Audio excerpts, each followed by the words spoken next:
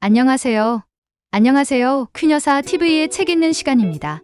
환갑 예전엔 동네가 떠들썩하게 큰 잔치를 열며 장수를 축하하던 나이였지만 100세 시대를 살아가는 오늘날의 60대는 어딘가 조금 애매한 나이가 되어버렸습니다.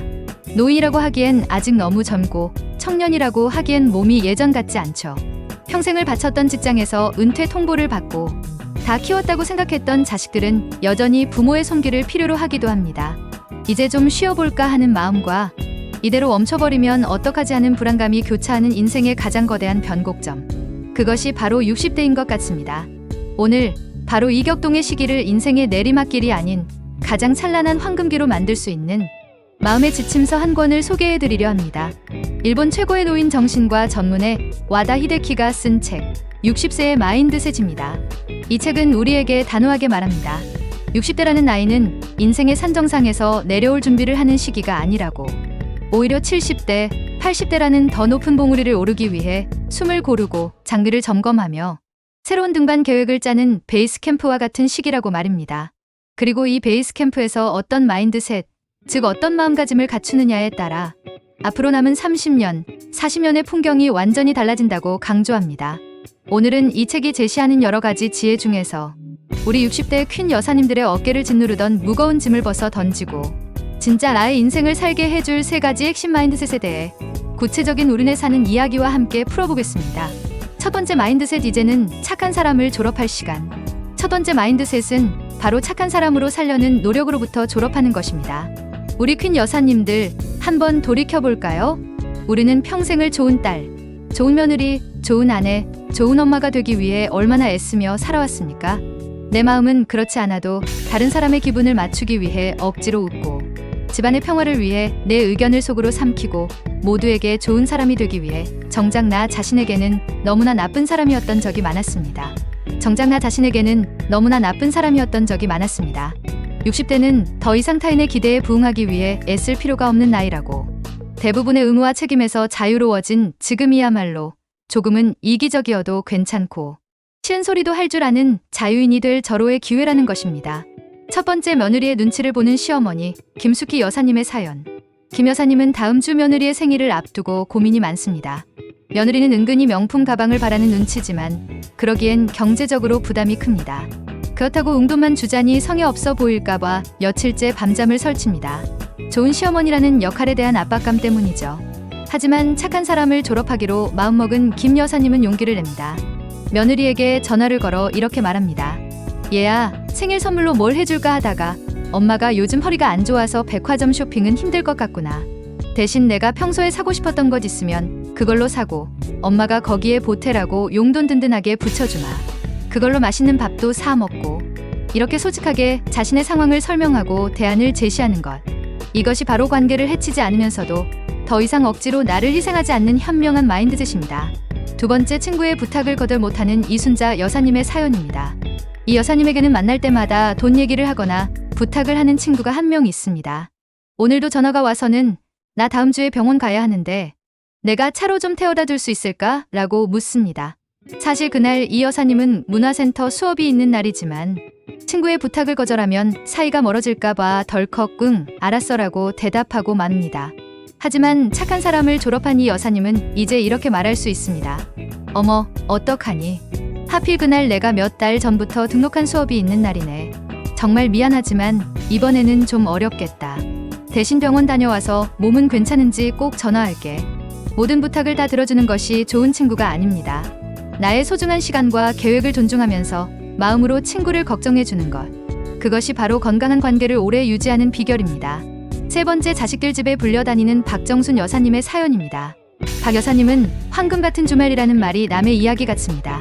금요일 저녁만 되면 아들네, 딸네서 번갈아 가며 전화가 옵니다. 엄마, 주말에 와서 반찬 좀 해주세요. 엄마, 저희 주말에 여행 가는데 애들 좀 봐주세요. 자식들 고생하는 게 안쓰러워 매번 달려가지만 주말이 지나고 나면 몸살이 나기 일쑤입니다. 착한 사람 졸업을 선언한 박 여사님은 가족 단톡방에 공지를 올립니다. 얘들아, 이제 엄마도 주말에는 엄마만의 인생을 좀 즐겨야겠다. 한 달의 첫째 주 주말은 큰아들네, 셋째 주 주말은 딸네. 이렇게 정해놓고 만나자. 나머지 주말은 엄마를 찾지 말아다오. 엄마도 등산도 가고 친구도 만나야지. 처음에는 자식들이 서운해할 수도 있습니다. 하지만 엄마의 삶이 행복해야 자식들도 진정으로 행복할 수 있다는 것을 곧 깨닫게 될 겁니다. 두 번째 마인드셋, 정답 인생은 없고 나의 선택만 있다. 두 번째 마인드셋은 세상이 말하는 정답 인생의 환상에서 벗어나는 것입니다. 우리는 은연중에 모범적인 노년의 모습을 강요받곤 합니다. 나이 들면 손주나 돌보면서 조용히 사는 게 복이지. 그 나이에 뭘 새로 배워 다치기나 하지. 황혼 이혼, 남들 보기 창피하게 주책이야. 하지만 저자는 말합니다. 인생의 정답은 없다고. 오직 수많은 선택이 있을 뿐이며 60대는 그 어떤 선택도 자유롭게 할 수 있는 선택의 황금기라고 말입니다. 첫 번째, 뒤늦게 운전면허에 도전하는 윤재옥 여사님의 사연입니다. 평생 장롱면허였던 윤 여사님은 65세에 운전 연수를 받기로 결심합니다. 남편은 위험하게 뭐하러 그래, 내가 태워주면 되지라고 말리고, 자식들은 엄마, 요즘 도로가 얼마나 험한데 그러세요라며 걱정합니다. 모두가 정답이 아니라고 말리는 길입니다. 하지만 윤 여사님은 자신의 선택을 믿습니다. 그녀가 원하는 것은 단순히 운전이 아니라 남편이나 자식에게 의존하지 않고 내가 가고 싶은 시간에 내가 가고 싶은 찻집에 갈 수 있는 자유였기 때문입니다. 몇 번의 아찔한 순간도 있었지만 마침내 혼자서 차를 몰고 단골빵집에 들러 갓 나온 식빵을 사서 돌아오던 날, 윤 여사님은 세상을 다 가진 듯한 성취감과 행복을 느꼈습니다. 남들이 말하는 정답보다 내가 직접 선택하고 성취한 기쁨이 훨씬 더 값지다는 것을 깨달은 순간이었죠. 두 번째, 재산을 물려주지 않고 세계 여행을 떠나는 강순옥 여사님의 사연입니다.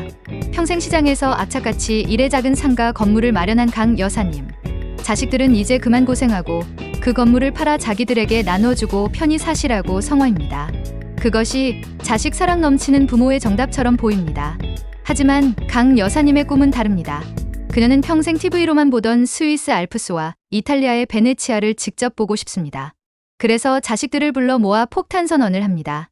얘들아, 이 건물은 엄마 아빠가 평생 땀 흘려 이룬 재산이다. 너희에게 물려줄 생각 없다.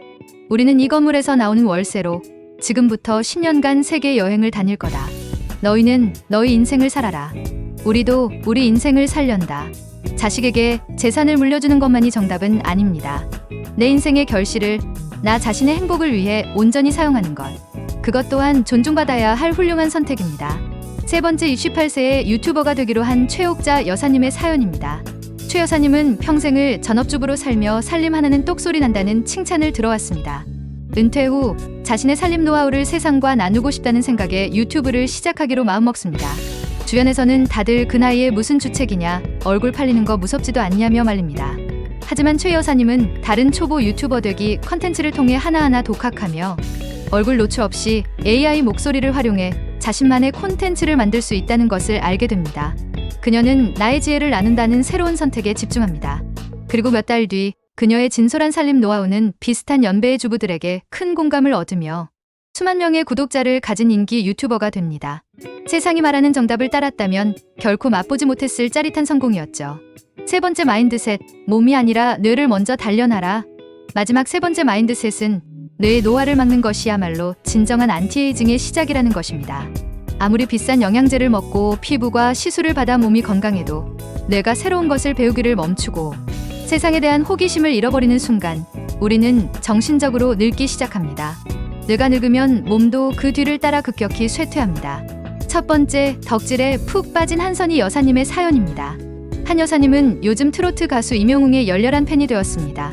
그 나이에 무슨 아이돌 쫓아다니듯 하냐는 자식들의 핀잔에도 아랑곳하지 않습니다. 그녀는 임영웅의 노래를 스트리밍하는 법을 배우기 위해 스마트폰을 붙들고 씨름하고 팬카페에 가입해서 다른 팬들과 정보를 교환하며 콘서트 티켓을 예매하기 위해 인터넷 예매 사이트와 전쟁을 치릅니다. 이 덕질이야말로 최고의 뇌 단련법입니다. 새로운 기술을 배우고 다른 사람과 소통하고 티켓팅 성공을 향해 전략을 짜는 이 모든 과정이 그녀의 뇌를 20대처럼 팽팽하게 돌아가게 만드는 최고의 보약인 것입니다. 두 번째, 매일 똑같은 드라마만 보던 장영희 여사님의 사연입니다. 장 여사님의 유일한 낙은 저녁 드라마 시청이었습니다. 하지만 어느 날부터인가 어제 본 드라마 내용도 가물가물해지는 자신을 발견하고 덜컥 겁이 났습니다. 그날 이후 장 여사님은 새로운 습관을 만들었습니다. 바로 드라마 시청 후 남편에게 줄거리 설명해주기입니다. 그냥 멍하니 보는 것이 아니라 저 주인공의 감정은 어땠을까? 다음 내용은 어떻게 될까? 생각하며 보고 그 내용을 내 언어로 정리해서 다른 사람에게 설명하는 과정. 이것이 바로 기억력과 표현력을 동시에 훈련시키는 아주 효과적인 뇌 운동이라는 것을 깨달은 것이죠. 세 번째, 손주에게 배우는 할머니, 이가자 여사님의 사연입니다. 이 여사님은 초등학생 손주가 로블록스라는 게임을 하는 것을 보고 처음에는 쓸데없는 짓 한다고 혀를 찼습니다. 하지만 호기심이 생겨 그게 뭐 하는 거니? 라고 물어봤죠. 손주는 신이 나서 할머니에게 게임하는 법을 알려줍니다. 이 여사님은 손주를 스승 삼아 난생 처음으로 가상세계를 탐험합니다. 물론 게임을 잘하지는 못합니다. 하지만 손주와 공통의 대화 주제가 생기고 새로운 세계를 배우는 즐거움에 푹 빠지게 됩니다. 나이 든 사람은 가르치기만 해야 한다는 고정관념을 버리고 어린 세대에게 배우려는 열린 마음. 이것이 바로 뇌를 늙지 않게 하는 가장 중요한 마인드셋입니다. 이제 이야기를 마무리하겠습니다.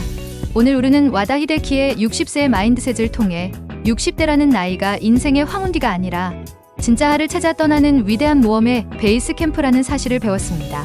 타인의 시선과 기대로부터 졸업할 용기, 세상의 정답이 아닌 나의 선택을 믿을 용기, 그리고 늙어가는 몸을 한탄하는 대신 나의 뇌를 끊임없이 단련시킬 용기. 이 세 가지 마인드셋이야말로 다가올 70대와 80대를 그 누구보다 건강하고 자유롭고 품위 있게 만들어줄 가장 든든한 준비물입니다. 이 책은 60대에게 이제 그만 쉬세요라고 말하지 않습니다. 오히려 이제 당신의 진짜 인생을 당신 마음대로 마음껏 디자인하세요라고 힘차게 외칩니다. 우리 퀸 여사님들, 오늘부터 타인이 정해준 길이 아닌 내가 직접 그리는 멋진 인생 2차전의 지도를 펼쳐보시는 건 어떨까요? 오늘 제 이야기가 마음에 새로운 용기의 불씨를 지폈기를 바랍니다. 구독과 좋아요로 퀸여사 TV를 응원해주시는 것 잊지 마세요. 감사합니다.